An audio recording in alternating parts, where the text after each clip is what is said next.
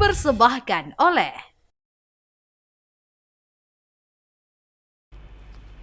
Halo pemirsa, selamat datang tentunya bersama dengan saya kembali lagi Winda Gisela di Ruang Publik Podcast yang dipersembahkan oleh DPRD Provinsi Jawa Timur. Seperti kita ketahui kalau ternyata di beberapa bulan ini kita sudah melihat 100 hari kerjanya Gubernur Jawa Timur. Nah, kira-kira seperti apakah penilaian yang perlu kita bahas karena ini adalah sesuatu yang tentunya pengen banget diketahui oleh seluruh masyarakat terutama khususnya Jawa Timur. Untuk itu biar kita bisa dapat pandangan dan pencerahan sedikit gitu ya, saya akan ngobrol-ngobrol dengan narasumber kami yang sudah hadir pada hari ini, tentunya bersama dengan Bapak Haji Muhammad Nasih Asal MPD yang merupakan anggota DPRD Jawa Timur dari fraksi Partai Nasdem yang juga duduk di Komisi C. Pak Nasih gimana? Alhamdulillah sehat? Alhamdulillah sehat Mbak Winda. Lagi sibuk apa nih Pak akhir-akhir ini Pak di kantor Provinsi DPRD Jawa Timur nih Pak? Hari ini kita sedang akan membahas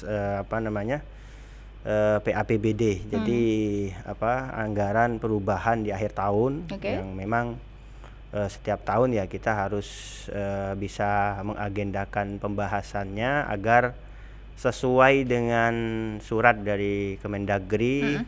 Batasan waktunya sudah ditentukan, jadi kita harus kejar waktu juga supaya pada saatnya nanti disahkan PAPBD itu selain tepat waktu juga bisa terhubung dengan bagaimana sih program-program yang dibuat oleh Provinsi Jawa Timur untuk masyarakat. Oke, itu tadi ya kejar waktu. Saya Kejar nangkep tuh, waktu. Pak Rashid tadi bilang kejar waktu nih. Ya. Apalagi sekarang kita akan membahas ya mengenai bagaimana caranya kita menakar kinerja Gubernur Jawa Timur di periode kedua. Janji, capaian, dan juga tantangan nih Pak Nasih. Yap. Kira-kira gimana nih tanggapan dari Pak Nasih sendiri nih Pak? Melihat udah hampir lebih ya dari 100 hari kerja udah lebih ya Pak ya? Iya. Kira-kira pandangan Pak Nasih sendiri seperti apa nih Pak? Sampai hari ini ya masih dalam progres ya, karena memang kalau ngomong tentang janji 100 hari memang tidak sesederhana untuk bagaimana janji-janji bagaimana program-program yang sudah dirancang sedemikian rupa oleh gubernur dalam hal ini bisa dirasakan betul oleh masyarakat ya. Karena apa? Karena memang sebenarnya kalau kita ngomong tentang periode kedua ini kan keberlanjutan dari periode pertama gubernur memimpin Provinsi Jawa Timur.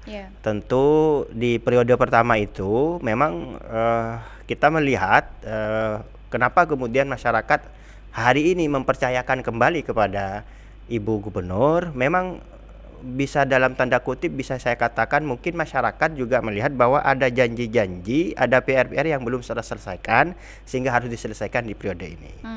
Jadi ya kita ngelihat 100 hari kerja yang dilakukan oleh pemerintah Provinsi Jawa Timur sekarang sedang on progress, tinggal bagaimana semakin didorong terus agar ya sesuai dengan apa yang diharapkan oleh masyarakat, bahwa ada PR-PR yang belum terselesaikan ya harus diselesaikan di periode kedua ini. Oke, nah kalau tadi tuh Ibu Gubernur kan udah masuk di periode kedua, ya kan? Kalau Pak Nasih periode kedua juga ya di DPRD Jawa Timur ya? Alhamdulillah saya juga periode kedua, jadi insya Allah kita atau saya pribadi tentu akan mengawal terus bagaimana pembangunan di Jawa Timur ini bisa betul-betul tepat sasaran, kemudian sesuai dengan harapan masyarakat. Di Kabupaten Bangkalan ya Pak ya, benar ya? Saya berangkatnya dari Dapil Madura. Jadi Dapil Madura ya kalau Jawa Timur itu kan dapilnya kan gitu. Jadi kita di Dapil Madura, Bangkalan, Pamekasan, Sampang, dan Sumeneb. Oke, ini juga satu kehormatan buat saya ya bisa langsung ngobrol dengan ketua fraksi partainya Nasdem. Ya, alhamdulillah hari Tambah ini. lagi kesibukannya ya Pak ya. Ya di periode kedua ini ya otomatis ya mendapatkan tanggung jawab baru yang lebih berat tentu. Tapi bismillah kita meyakini bahwa insya Allah sepanjang semuanya dilakukan sesuai dengan koridor yang sudah ditetapkan, terutama jangan sampai kemudian ada pelanggaran-pelanggaran hukum ya, karena kita ingin menjaga bahwa Jawa Timur itu ya jangan sampailah ada kasus-kasus terulang kembali. Jangan ya Pak ya, Jangan justru malah banyak prestasi-prestasi nantinya ya Pak ya, betul itu. dong. Apalagi nanti mudah-mudahan nanti masuk ke 3 periode. Amin Pak. Amin aja deh. Oke, Pak. Tapi kalau melihat gitu ya, tadi kita udah sempat bahas sedikit gitu tentang kinerja dari capaian dari Ibu Khofifah gitu ya, Gubernur Jawa Timur sendiri. Kalau menurut Pak Nasi sendiri gitu Pak, dari janji-janji capaian dan juga target yang sudah diberikan, mana nih yang menurut Bapak sudah berhasil direalisasikan dan kira-kira mana yang masih tertunda dan mungkin yang harus menjadi fokus Pak untuk saat ini?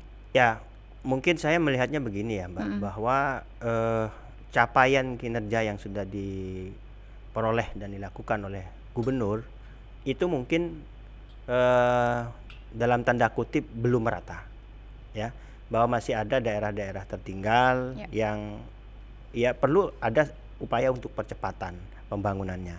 Dan dari sini kita ngomong bahwa pemerataan pembangunan di Jawa Timur ini masih perlu mendapatkan perhatian lebih serius. Sebagai contoh misalkan, sebagai contoh ada beberapa daerah seperti misalkan ya, orang pada tahu lah kalau ngomong tentang Jawa Timur ya, Madura selalu menjadi perbincangan hangat gitu ya, seolah-olah Madura tidak dibangun, seolah-olah Madura belum mendapatkan kue pembangunan dari pemerintah. Saya melihatnya justru malah ini sebuah tantangan sebenarnya ketika ngomong tentang pemerataan itu. Madura ini kan sebenarnya menjadi daerah yang ya ketika ngomong tentang masyarakat ya kita ngomong tentang banyak hal, ngomong tentang indeks pendidikan IPM Madura gitu kan, kita ngomong tentang bagaimana sih karakter Madura dan ya macam-macam lah terkait Madura ini. Tetapi bahwa ada hal yang sebenarnya saya melihat justru ada yang tidak sinkron antara bagaimana pemerintah memandang daerah-daerah pelosok ini ya, dari aspek bagaimana kondisi masyarakatnya berkaitan dengan isu-isu yang berkembang macam-macam. Justru kalau lebih bisa kita lihat sebenarnya daerah terpencil ini memiliki potensi yang sangat luar biasa sebenarnya untuk dikembangkan. Jadi dari hal ini kemudian saya melihat bahwa pemerataan pembangunan itu bukan hanya dari aspek bagaimana kesejahteraan masyarakat yang kemudian terdampak melalui pembangunan itu, tetapi bahwa ini ngomong tentang income juga. Apa sih yang diperoleh oleh pemerintah Provinsi Jawa Timur? Ya, contoh misalkan ketika ngomong tentang SDM ya, ketika ngomong tentang SDM, sebenarnya banyak sekali potensi-potensi yang kalau digarap ya di tingkat bawah masyarakat itu justru itu memberikan income yang cukup besar. Ya, sektor sektor pariwisata misalkan, ya jangan anggap bahwa Madura itu tidak punya potensi. Justru Madura menjadi salah satu yang hari ini memiliki potensi besar. Kita ngomong tentang bagaimana pariwisata di Sumeneb ya, kita ngomong kepulauan bagaimana di sana prospek betul, sehingga sekali lagi bahwa ada daerah-daerah terpencil yang harus mendapatkan perhatian lebih serius. Karena apa? Karena dampaknya ini akan menjadi sangat besar untuk memberikan income kepada pemerintah Provinsi Jawa Timur dari aspek pajaknya dan lain-lain. Saya kira itu banyak berarti ya sebenarnya. Banyak sebenarnya. Ya karena kalau saya itu ke Madura kayaknya ya cuman ke daerah-daerah tertentu aja gitu ya. Mungkin tadi juga ya Pak informasi yang diberikan juga belum ini ya. Belum. Jadi ada yang tidak sinkron gitulah tentang potensi yang harusnya itu dianggap sebagai sebuah sebuah tantangan ya. Karena kalau ngomong tentang potensi, daerah kepulauan itu kan tantangannya karena infrastruktur, Mbak. Betul. Nah, ketika infrastruktur itu bisa dipenuhi, maka disitulah potensi bisa kita gali. Sesederhana itu sebenarnya. Potensi apa nih Pak yang dimaksud? Mungkin selain tadi kan potensi wisata gitu ya. Ya. Selain itu apalagi sih Pak yang mungkin bisa menjadi fokus utama juga ketika misalnya Ibu Gubernur lagi menonton kita misalnya? Ya. Potensi-potensi apa yang mungkin bisa dijelaskan lebih detail? Ya, contoh ketika bicara tentang postur APBD kita. Kita kan ngomong selalu tentang seberapa kuat sih PAD yang kita miliki. Seberapa kuat sih PAD Jawa Timur itu bisa memberikan kontribusi pembangunan bagi seluruh masyarakat Jawa Timur. Kan begitu. Lah, kita kalau sudah ngomong tentang PAD, kita ngomong tentang bukan hanya dari sektor pajak, tetapi ngomong tentang bagaimana investasi. Jawa Timur ini ya, investasi yang masuk itu kan bersifat luas sekali. Jadi bukan hanya kepada investor-investor yang dari dalam sendiri, tetapi juga investor dari luar negeri gitu kan. Seperti halnya yang terjadi di beberapa daerah di di Pantura gitu kan. Lah, kita kembali kepada bahwa ketika ngomong tentang investasi di Jawa Timur, lah ya ini kita ngomong tentang income yang akan masuk kepada pemerintah provinsi. Sehingga kembali lagi ketika kita ngomong seberapa kuat postur anggaran kita, ya seberapa kuat juga inovasi yang dilakukan oleh pemerintah Provinsi Jawa Timur. Nah, untuk mencapai itu menurut Pak Nasi sendiri, langkah apa yang harus dilakukan nih Pak? Ya, terutama dari Komisi C ya? Iya, karena kebetulan saya di Komisi C yang bergerak di bidang keuangan, memang saya selalu mendorong agar bagaimana PAD kita itu semakin tahun semakin meningkat, gitu kan? Bahwa kita ingin mensejahterakan masyarakat itu bukan hanya dengan memberikan modal usaha, karena memang pemerintah Provinsi Jawa Timur memiliki salah satu BUMD ya kan, yang bergerak di bidang perbankan, tetapi juga bagaimana masyarakat itu untuk bisa sejahtera, peluang kerjanya itu mereka dapatkan secara luas gitu. Maka kehadiran investor ini menjadi sangat penting ya, agar apa? Agar lapangan pekerjaan itu juga akan semakin besar. Nah, hari ini ya kita bersyukur lah dari capaian target PAD yang sudah direalisasi dari tahun ke tahun. Tetapi 5 tahun ke depan ini tentu harus ada terobosan, harus ada inovasi-inovasi. Begitu. Saya membayangkan dari daerah-daerah terpencil yang justru hari ini kita melihat potensinya ada di sana, ya kan? Kayak kemarin contoh, saya sempat berkunjung ke salah satu daerah di Kabupaten Pamekasan, itu ada di pegunungan. Itu suasananya ya sama kayak Batu, sama kayak Malang. Jadi asri banget di sana.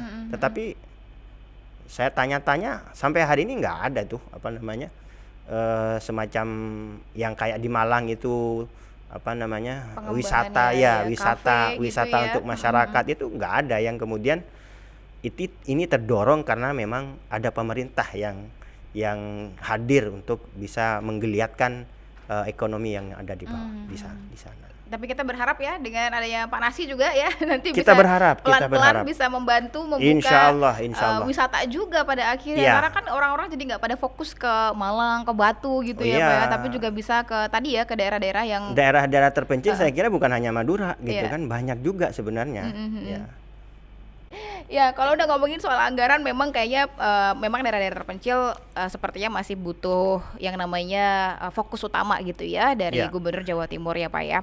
Oke, tapi kalau menurut Bapak tadi kan dari sisi pemerataan yang masih infrastruktur yang belum merata begitu ya. Merata. Tapi kalau dari sisi pendidikan sendiri seperti apa nih menurut Pak Nasi?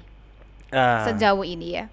Sejauh ini kan dari sisi pendidikan memang ini menjadi sesuatu yang kemudian mungkin tidak dihubungkan dengan bagaimana kesejahteraan masyarakat. Padahal justru sebenarnya ini menjadi sangat fundamental. Karena apa? Karena ketika berbicara IPM, yaitu salah satu indikatornya kan bagaimana pendidikan itu. Iya, betul. Gitu kan. Nah, ketika ngomong tentang pendidikan, maka ya kita berbicara tentang fondasi sebenarnya bagaimana masyarakat itu bisa kemudian merasakan yang namanya kesejahteraan hidup, karena memang perhatian terhadap pendidikan ini benar-benar dilakukan. Kalau kita ngomong tentang pendidikan di Jawa Timur ini, lembaga pendidikan mulai dari yang formal, non formal, macam-macam, banyak sekali. Banyak sekali. Banyak sekali. Dan kita juga melihat bahwa dalam dunia pendidikan, terutama pendidikan tinggi, kajian-kajian tentang bagaimana masyarakat, ekonominya, bagaimana kesejahteraannya, itu kan dilakukan oleh banyak kampus-kampus besar di Jawa Timur. Dan saya kira sebenarnya tinggal bagaimana kajian-kajian secara akademis yang dilakukan oleh para akademisi itu juga menjadi salah satu potret bagi pemerintah provinsi untuk bisa melakukan upaya-upaya percepatan itu tadi. Jadi ngomong tentang daerah terpencil, bukan berarti di sana tidak ada pendidikan. Justru kita melihat hari ini kita bersyukur loh. Seperti contoh, lagi-lagi saya ngomong tentang Madura. Perguruan swasta di Madura itu cukup banyak sekarang. Sudah mulai banyak tumbuh kesadaran masyarakat untuk menyekolahkan anaknya sampai ke tingkat perguruan tinggi. Lah, saya kira ini yang harus direspon, ini yang harus ditangkap secara positif oleh pemerintah provinsi. Ya, dan jangan sampai juga kan ya akhirnya ya tadi ya Pak ya, infrastruktur sudah tidak merata, pendidikan juga tidak merata, begitu betul. Ya. Dan itu akhirnya lama-lama ya yang dari tempat kecil pindah terus akhirnya ke kota besar gitu besar. Ya. Iya. Dan itu bahaya ya Pak. Ya, sebenarnya hukum alam memang seperti itu. Tapi kan pemerintah itu bukan bekerja berdasar hukum alam, karena kalau berdasar hukum alam ya akan selalu seperti itu. Orang desa ya tetap menjadi orang desa, tidak terbaharukan, orang kota ya juga semakin maju. Akhirnya ya tidak ada pemerataan. Benar. Tapi kalau melihat Pak, ini sekarang nih perkembangan kan tadi sempat dibahas juga ya, kalau beberapa udah mulai sadar juga gitu ya, beberapa masyarakat sudah mulai peka gitu ya dengan pentingnya pendidikan, sehingga mulai banyak perguruan tinggi swasta yang muncul di daerah-daerah terpencil gitu ya. Sejauh ini bagaimanakah peran dari teknologi sendiri Pak di sana? Apakah cukup menerima nggak? Karena menurut saya kan ada beberapa orang itu identik dengan tidak mau membuka diri soal kehadiran teknologi. Ya kita kan bisa mengklasifikasi ya kelompok masyarakat itu. Kalau kita ngomong tentang gen itu kan mulai dari gen alpha, gen Z, kemudian seterusnya. Ya kita sebenarnya melihat justru Indonesia emas itu kan karena ada bonus demografi, di mana pertumbuhan anak muda ini akan semakin mempengaruhi ya masyarakat kita. Dan saya kira menjadi sebuah keniscayaan ketika kita ngomong bagaimana menghadirkan digitalisasi di tengah-tengah masyarakat itu, tentu ya melalui pendidikan. Dan kita bersyukur karena pendidikan kita hari ini sudah mulai terupdate kira-kira seperti itu. Dan dari sisi bahwa pendidikan tinggi ini juga hari ini juga semakin tumbuh, maka seiring dengan pertumbuhan itu juga harusnya itu terekam dalam sebuah indikator pertumbuhan masyarakat. Ya, jadi pertumbuhan masyarakat dari perspektif bahwa masyarakat hari ini sudah melek terhadap yang namanya pembangunan itu harusnya seperti apa. Ya, jadi ya dari sini saya juga ingin menyampaikan sebuah pesan bahwa apa yang dilakukan oleh pemerintah ya provinsi ini dilihat loh oleh masyarakat. Dan sekali lagi bahwa ketika masyarakat melihat, ya masyarakat akan menilai. Nah, kalau di periode pertama Ibu Gubernur ini kemudian terlihat dan ternilai beliau sukses, sehingga kemudian amanah berikutnya diberikan, maka bagaimana menjaga itu, bagaimana menjaga itu sehingga kemudian ya kita berharap semoga berakhir husnul khotimah.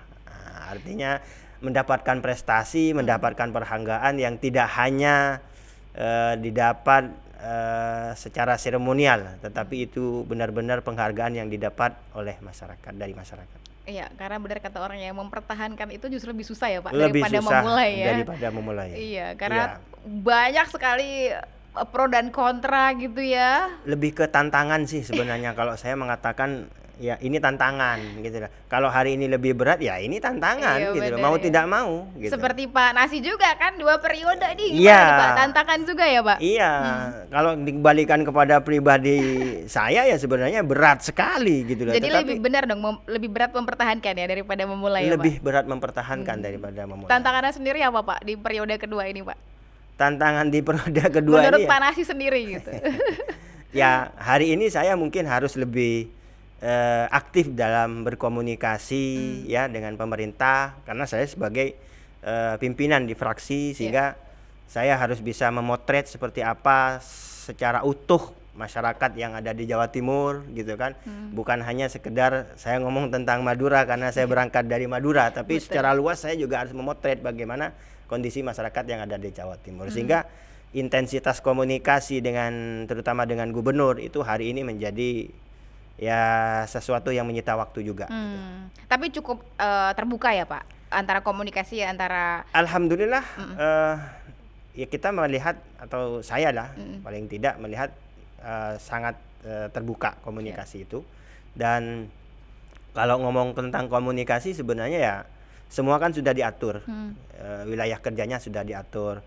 Kita ini anggota DPRD ini kan membahas anggaran bersama gubernur gitu kan, dimana semua sudah diatur mulai dari RPJMD-nya, mulai dari bagaimana rencana pembangunan jangka menengah, jangka panjang seterusnya, itu yang semuanya kita diskusikan bersama dengan pemerintah provinsi, meskipun ya tidak harus dengan gubernur gitu kan, tetapi bawahannya seperti sekretaris daerah, kemudian juga mungkin kan dengan wakil gubernur juga. Jadi komunikasi yang kita bangun itu bukan bersifat personal, tetapi bersifat secara kelembagaan, bahwa kami di DPRD ya memiliki tugas fungsi untuk menemani gubernur ya untuk membangun di Jawa Timur gitu. Karena kan kalau kata orang kan komunikasi adalah kunci dari sebuah berhasilnya hubungan. Passwordnya itu. Iya kan, hubungan antara DPRD dengan pemerintah.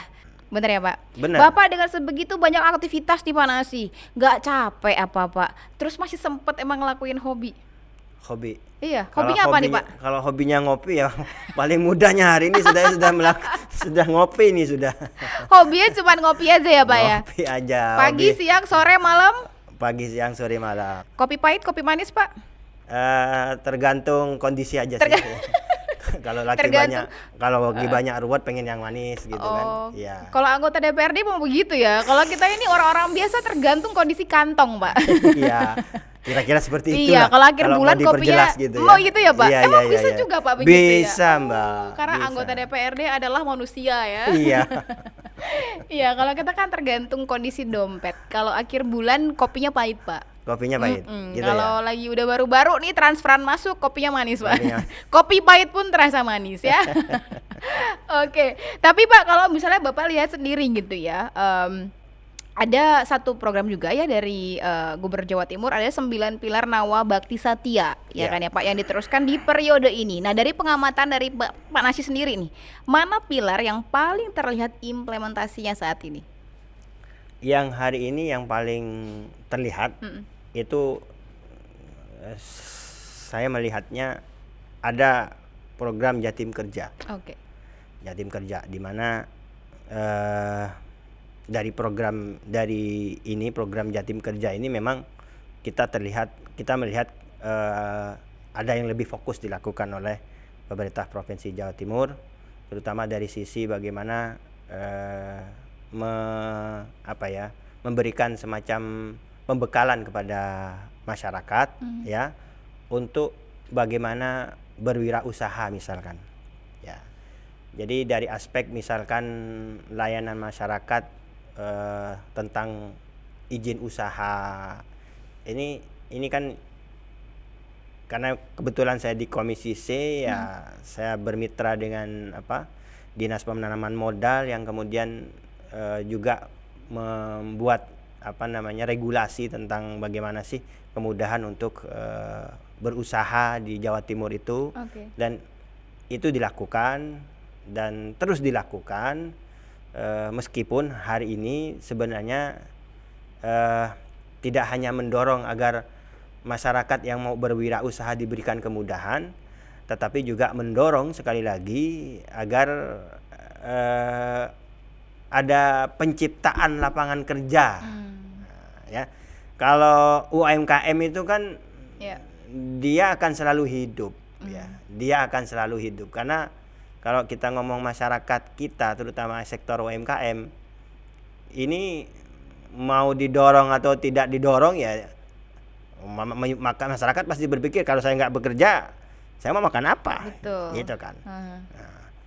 Sehingga keberadaan UMKM yang tumbuh dengan sendirinya itu hari ini mendapatkan perhatian dari masyarakat, dari pemerintah. Tapi dari sektor bahwa penciptaan lapangan kerja ini yang sekali lagi saya katakan belum terjadi pemerataan.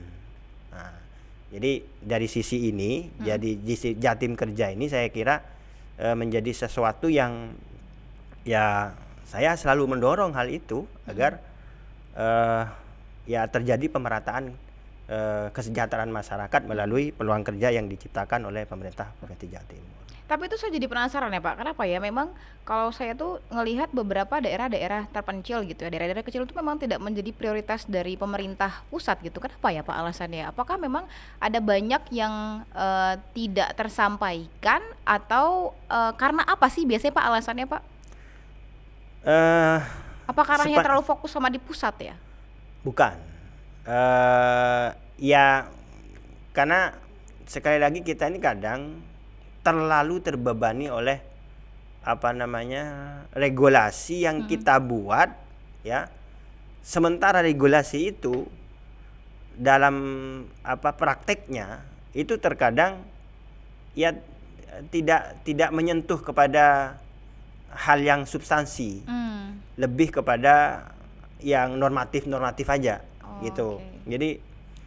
Jadi saya kira bukan persoalan bahwa pemerintah tidak memperhatikan, tetapi bahwa ada pandangan-pandangan yang harusnya bisa terekam ya pada saat contoh misalkan gubernur misalkan datang ke daerah. Maka gubernur datang ke daerah bukan hanya sekedar menyapa masyarakat, tetapi gubernur juga bisa melihat kondisi masyarakat di situ dari berbagai sektornya itu terekam, sehingga sekali lagi antara apa yang menjadi harapan masyarakat di bawah ya itu bisa tersampaikan tanpa harus ada ya narahubung kira-kira seperti itu. Jadi istilah ordal itu kan hari ini justru belum bisa kita hapuskan gitu ya. Jadi siapa yang dekat ya dia yang bisa menyampaikan dan seterusnya. Padahal kita tahu bahwa aktivitas gubernur dalam hal ini kan luar biasa padat gitu ya. Beliau turun ke daerah-daerah. Kemudian di sini juga ada kayak saya. Ini kan juga menjadi wakil rakyat yang juga turun ke bawah. Ya kita sama-sama merekam lah, untuk kemudian ya kita duduk bareng. Itulah. Jadi apa yang sudah saya rekam kita kombinasikan dengan apa yang terpotret oleh gubernur, begitu. Nah di sini kemudian gubernur ya tinggal mengeksekusi, memerintahkan kepada bawahannya, ya, sehingga tidak ada yang terputus, kira-kira seperti itu. Jadi kalau saya tetap melihatnya tidak ada yang mengabaikan sebenarnya. Tidak ada yang mengabaikan. Secara prinsip tidak ada yang mengabaikan. Apakah itu pemerintah pusat, pemerintah kabupaten, ya. Cuman ya pada akhirnya harus sering-sering diingatkan aja gitu ya. Terus ya. Sering-sering diingetin, disamperin sering-sering gitu ya, diomongin Pak. begitu. Iya. Jadi kayak sekarang ini alhamdulillah. Jadi ya kita di DPRD Provinsi Jawa Timur membuat kegiatan podcast. Ini kan bagian dari supaya apa yang kita rekam dari bawah itu juga bisa didengar dan kemudian ditindaklanjuti. Kira-kira seperti itu. Betul, makanya harus sering-sering dikunjungin, sering-sering dikomunikasiin gitu Pak ya. Karena kan kalau kata pepatah-pepatah gitu Pak, yang ngingetin makan akan kalah sama yang nganterin makanan langsung. Ya, betul ya Pak ya. Betul. Jadi jangan cuma di chat-chat tapi langsung datengin analoginya ya Pak. betul sekali itu, betul. Oke, Pak, tapi kalau udah ngomongin soal tadi kan Bapak bilang Madura gitu ya Pak ya. Saya boleh tahu nggak makanan kesukaan Bapak apa nih? Madura. Khas Madura. Kalau khas Madura, saya paling suka ada warung legendaris namanya Amboena itu. Itu jualan apa tuh Pak? Nasi campur lah. Nasi campur ya. Tapi khas banget. ya. Beda dengan nasi campur yang lain. Oh gitu. Bedanya apa Pak? Ya di rasanya. Ya. Beda banget. Bumbunya juga Bumbunya beda ya. Iya, memang kalau kita itu misalnya juga udah stres soal pekerjaan gitu, kuliner juga suka ya Pak Bapak? Suka ya? Iya. Daripada ngopi kan Pak nggak bagus untuk lambung. Ya ngopi kan harus ada makannya juga. Kalau cuma ngopi ya akhirnya jadi penyakit nanti. Ngopi harus ada makannya, ngopi tuh harus ada temennya Pak. Ada temennya juga. Ditemenin tuh paling enak kan Pak. Iya. Kayak kita sekarang lagi nemenin pemirsa juga ya kan di podcast ya bersama dengan Pak Nasi nih. Oke, Pak Nasi, kalau melihat dari sebegitu banyak program-program yang ada dari Gubernur Jawa Timur nih, menurut Bapak sendiri apakah dari program-program itu sudah ada yang melibatkan masyarakat langsung Pak untuk melakukan evaluasi? Ya, tentu kalau kita bicara tentang regulasi, bahwa sudah diatur tahapan-tahapannya.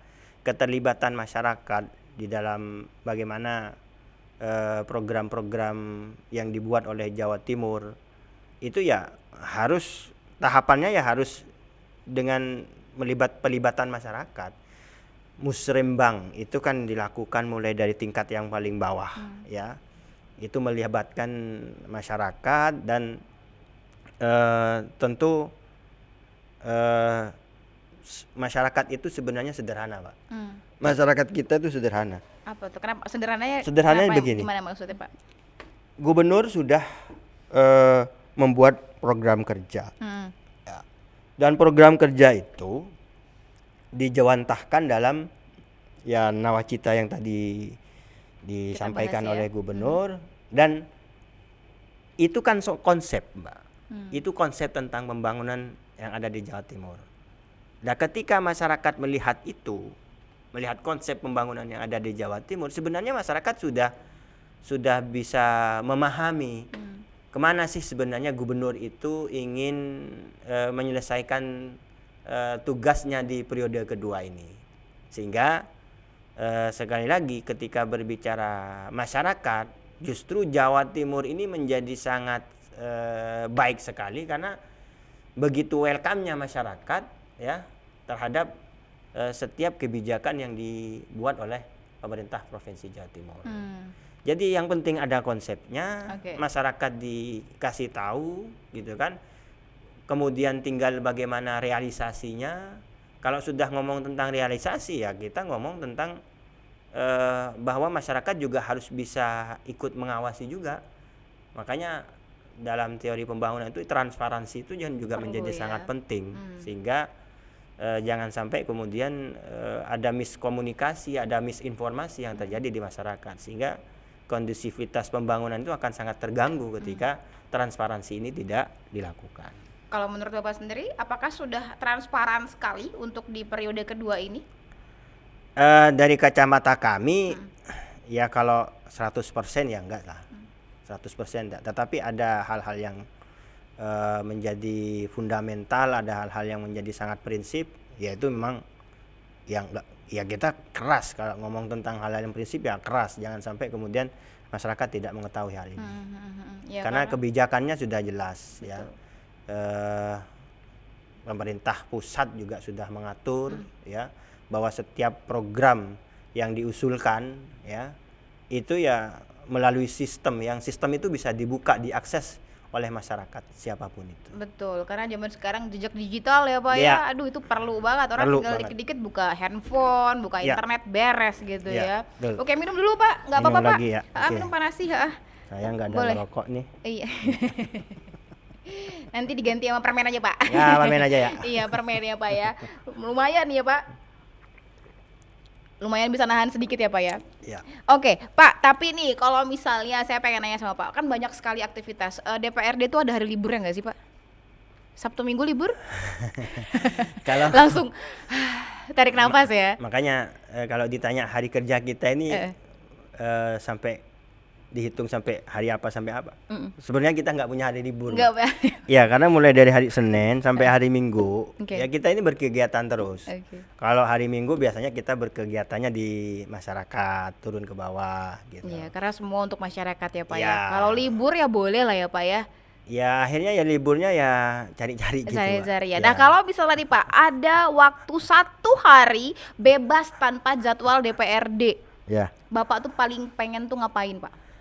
Nggak pengen Pak nonton TV, nonton bioskop gitu, baca buku. Hari libur ya nonton bioskop ya, jalan ke mall gitu kan. Kalau pengen kulineran ya mana pinggir Rembong gitu, beli apa gitu kan. Iya. Ya karena saya juga baru ke Jawa Timur gitu ya. 8 tahun tuh lama apa sebentar sih Pak? Sebentar lama. Ya Pak ya. Lama. Ya tergantung yang menjalani lah. Tergantung yang menjalani. Saya baru 8 tahun di Jawa Timur tuh kayak memang kuliner di sini the best banget Pak. Ya, Jawa Timur ini kan kalau ngomong tentang kuliner justru dia menjadi salah satu dari sekian banyak apa ya, kalau saya boleh bilang bisa menjadi sumber pendapatan. Betul, iya. Ya, kita ngomong tentang aset misalnya. Kita ngomong tentang aset yang dimiliki Jawa Timur itu cukup banyak loh. Nah, yang namanya laut itu wilayah kewenangannya Provinsi Jawa Timur. Betul. Bayangkan coba kalau kemudian kita ngomong tentang kuliner yang hari ini juga sudah mulai berjejer di pesisir pantai gitu kan. Kebayang ya. Kebayang nggak itu berapa uang yang masuk? Bener, apalagi kalau misalnya daerah terpencil tadi ikut pemerataan pembangunan, apalagi sampai kayak gitu. Kulinernya, ciri khasnya masuk, mantep pasti ya, bakalan rame deh, nggak cuman kesana aja, nggak cuman ke atas tapi juga ke Madura bawah. Juga tadi, ke bawah juga gitu ya. Oke, ini luar biasa sekali obrolan kita Pak Nasi ya, tapi mungkin bisa dibantu untuk tahap kesimpulan mengenai tema kita pada hari ini gitu ya, menakar kinerja Gubernur Jawa Timur di periode kedua, janji, capaian, dan juga tantangan. Menurut Pak Nasi sendiri, seperti apa gambarannya? Dan mungkin bisa disampaikan kesimpulan beserta pesan mungkin yang ingin disampaikan kepada pemirsa dan juga Gubernur, Ibu Gubernur, silahkan. Ya, semoga Ibu Gubernur melihat podcast kita ya. Amin. Dan yang ingin saya sampaikan adalah bahwa semua sudah terrecord ya. Kebijakan terutama dari sektor anggaran itu sudah dibahas bersama ya. Kerangkanya tentu kita berpikir bahwa semua janji-janji gubernur itu terekam dalam RPJMD yang sudah dibuat. Tinggal bagaimana RPJMD ini penjawantahannya itu bisa kemudian benar-benar memberikan kepuasan kepada masyarakat dari sisi bagaimana membangun Jawa Timur itu sendiri. Jadi kita ingin mendorong itu, dan pesan pentingnya adalah Ibu Gubernur di periode kedua ini ya kita harapkan lebih ekstra lagi ya, bekerja untuk rakyat supaya kalau ngomong tentang karir ya kita berdoakan semoga karirnya semakin menanjak. Kalau di Jawa Timur sukses, insya Allah akan semakin sukses di karir-karir berikutnya. Amin. Dan juga semoga Pak Nasir semakin sukses ya. Amin. Dan juga semakin berprestasi juga, terutama bisa membanggakan masyarakat yang sudah mewakili, yang sudah memilih Pak Nasir juga ya.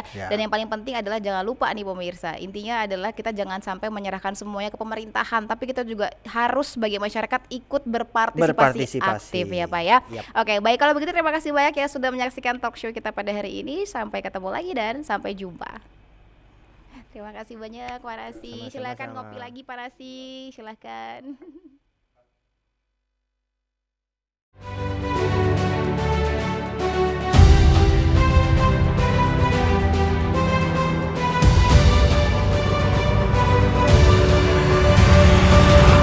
Acara ini dipersembahkan oleh